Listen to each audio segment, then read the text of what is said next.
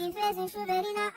Bruno Henrique escorou. Tentaram até fazer a falta. Chegados, queridos do Flamengo, pô. Seja muito bem-vindo ao Queridos do Flamengo. E se você é um querido, já se inscreva no canal e deixa aquele like. É nóis. Vou colocar os seus titulares, então saíram o Everton Ribeiro do banco, o William José, Cauli, o Rogério foi tirando do banco jogadores, Eric Pulga, que qualificaram mais a equipe e tornaram o jogo imprevisível, né? Aí teve essa expulsão do Gerson, já perto do final da partida. Ele pisa realmente no pé, né? Pisão duro ali. Acho até que ele não teve exatamente a intenção, mas pisou, merecido o cartão vermelho para o Gerson. E a partir daí a arbitragem vai se perdendo, porque tem o cartão vermelho, depois tem um chamado do VAR para que ele marque pênalti num lance que o Flamengo quase fez um gol, a bola bateu na trave e depois ficou uma loucura ali, um bololô na área. Ele vai ao VAR, consulta o VAR e não marca o pênalti. Esse lance agora, ó. Chute do Luiz Araújo na trave. E no rebote a bola pega na mão. Acho que é do próprio Ramos Mingo ali, né? E na hora é difícil, muito difícil de ver, mas o VAR deu a câmera lenta, em close, e me pareceu que a bola bateu mesmo no braço do Ramos Mingo. Ele achou melhor não marcar o pênalti. Estamos vendo ali um detalhe, uma câmera lenta, ó, esse toquezinho aí. Ele considerou que não foi o pênalti. Depois ainda tem um lance que o próprio Ramos Mingo, que pisa também no jogador do Flamengo, no Joshua. Para mim é um lance semelhante ao lance do Gerson, que deu uma expulsão. Daqui a pouco a gente fala mais sobre esse lance. Antes, só vamos dar uma olhada nessa tela sobre o Arrascaeta. Olha só o título, vai ser bola de ouro? Arrascaeta em 7 jogos no Brasileirão, que foram 8 rodadas, mas ele deve ter ficado de fora de um, por isso que tá lá. 7 jogos dele, 7 gols, 3 assistências. Então são 10 participações diretas em gol em 7 partidas. 4 vitórias garantidas com gol ou assistência, liderando aí praticamente todos os quesitos do Campeonato Brasileiro. Não do Flamengo, né, Eugênio?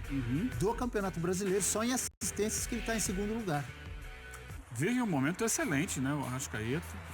E a gente contou ali os gols do Brasileiro. Teve gol na Libertadores, nessa semana, né? No jogo lá contra o Central Córdoba. E é um jogador que parece fisicamente estar mais inteiro do que em momentos anteriores, que a gente viu o Arrascaeta sofrendo muito para ser mais efetivo, porque estava sempre um pouco mais lento e tal. E agora, com melhores condições físicas, ele não consegue, como a maioria, né? Manter isso o jogo inteiro, muitas vezes é substituído no segundo tempo, mas no primeiro tempo está entregando muito. E voltou a entregar com esse gol decisivo. Uma vitória importante do Flamengo e vai sempre aumentando aquela conta, Abel. São 16 jogos do Flamengo contra o Rogério Ceni como treinador e 16 vitórias do Flamengo. Nem sequer empate aconteceu até agora. O Rogério que no final ficou reclamando lá com o Daron, com o Tempão.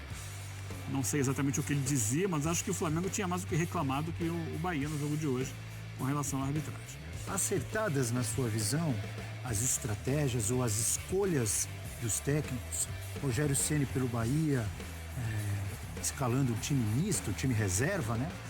E o Felipe Luiz ali apostando nos seus titulares. Lembrando que o Flamengo vai jogar só na quinta-feira pela Libertadores contra a LDU no Maracanã, ou seja, não tem viagem. Já o Bahia joga quarta-feira e tem a viagem até a Colômbia para enfrentar o Atlético Nacional de Medellín. Então explica mais, né, a opção do Bahia por poupar a maioria dos seus titulares. E o Bahia fez hoje o 35º jogo dele na temporada. É muito jogo, é o time que mais entrou em campo esse ano no futebol brasileiro. Então tem um desgaste, não tem como. O desgaste é muito forte. E o time que o Bahia colocou em campo, o time reserva, ele levou o jogo, conduziu a partida, criando dificuldades para o Flamengo, é claro. E sofreu muito ali no início, do primeiro tempo, né? Todo mundo, né, que joga no Maracanã sofre nos primeiros 15 minutos. Depois o jogo vai assentando um pouquinho. Isso foi, por exemplo, contra o Corinthians, né, aquela goleada. As coisas acontecem muito dessa Juventude. forma. E por aí vai. O Flamengo tem isso como estratégia. Mas depois foi um jogo que ele conseguiu sustentar. E aí sim, parte da estratégia. Quando você tira no segundo tempo 3, 4, 5 titulares que dão mais força e entram descansados contra um Flamengo que aí sim também está desgastado, é nítido que o Flamengo caiu de rendimento físico nos últimos jogos, e aí acho que a estratégia era essa. Botei os mais descansados para que pudessem cansar o Flamengo para tentar dar o bote no final. É que esse bote não aconteceu, o Bahia não chegou a dominar o jogo, teve ali oportunidades, mas não chegou a pressionar o Flamengo. E então, pelo menos ele descansou um pouco os titulares para a sequência da temporada. E o Flamengo fez o contrário. Agora, o Flamengo deixou de fora jogadores importantes. O Pedro, por exemplo, que entrou no segundo tempo. O Flamengo continuou com muita dificuldade de preencher aquele espaço da área. O Bruno Henrique nunca foi centroavante e não tem conseguido dar boas respostas jogando naquela função. Então, talvez ele pudesse ter ter colocado o Juninho na centroavância, mas não. Ele insistiu com o Bruno Henrique, que não teve mais uma vez uma boa atuação. O Flamengo que não teve o De La Cruz, o Flamengo que não teve o Wesley no jogo de hoje. Hoje foi na lateral esquerda, que tem tido ali um rodízio, né? Hoje foi o Alexandro, vinha jogando o Ayrton Lucas, vamos ver quem vai jogar na quinta-feira. Teoricamente o Alexandro é titular, né? Então ele recuperou a condição, está bem de novo, joga. Mas são mexidas que são feitas, não tem jeito. É o rodízio natural que o futebol exige hoje. Estava vendo mais cedo o jogo do Fortaleza, inclusive, né? E conversando em casa com meu filho, ele, pai, esse time é o reserva ou o titular do Fortaleza?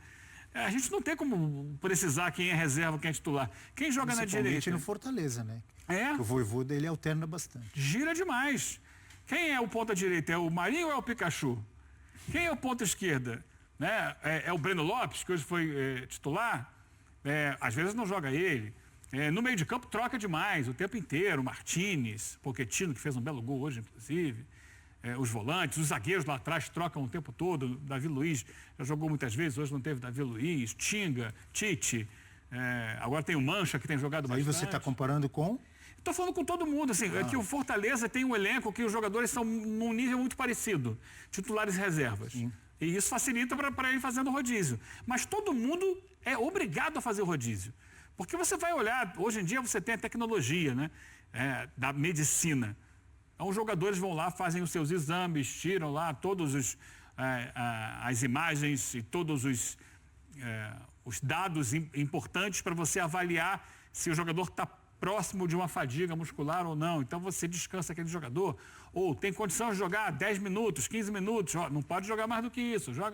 Você tem que ir dosando, porque é um calendário absurdo, insano e que gera um desgaste muito grande. E a gente viu o desgaste dentro de campo nitidamente. O Flamengo, por exemplo, é um time que não conseguiu, nas últimas partidas, ditar o ritmo de velocidade, de imposição física que ele já fez em outros jogos da temporada.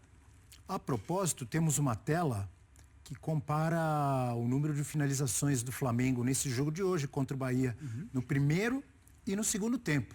Dá uma olhadinha aí, Eugênio, porque tem a ver com o que você acabou de dizer aqui, acabou de trazer aí a sua visão. Olha aí, ó. Cansaço pesou? Finalizações do Flamengo por tempo de jogo contra o Bahia. No primeiro tempo, 10 finalizações. No segundo tempo, já cai para menos da metade. Chama atenção, né? E o detalhezinho ali embaixo. Essa última linha é sempre boa para a gente ver, para contextualizar. 5 finalizações até fazer o gol, aos 7h35. Portanto, metade das finalizações no primeiro tempo, nos primeiros 7 minutos. Entra para dar aquele calor, entra para dar aquela pressão, entra para resolver a partida nos primeiros 15 ou 20 minutos. Depois vai administrar. É isso. Até porque o adversário também entra no jogo. Começa a entender os caminhos, as movimentações do Flamengo. Mas sim, pesa. O segundo tempo sempre abaixo. E aí a gente tem os números do jogo com muito mais posse de bola para o Flamengo, 61-39. 14 finalizações também aí, uma supremacia rubro-negra. 5 certas contra 2 do Bahia, 4 grandes chances do Flamengo e 2 do Bahia. 27 ações na área rival contra 12 do Bahia, gente. Sim, isso reflete a superioridade do Flamengo no jogo, que passa pelo time titular do Flamengo. E eu acho que poderia ser assim também, se fosse o time titular do Bahia. Às vezes, por estratégia do Rogério, o Bahia do Rogério é um time grande, é um time que hoje se posiciona no cenário do futebol brasileiro como um dos protagonistas, como um time que vai brigar pelas competições.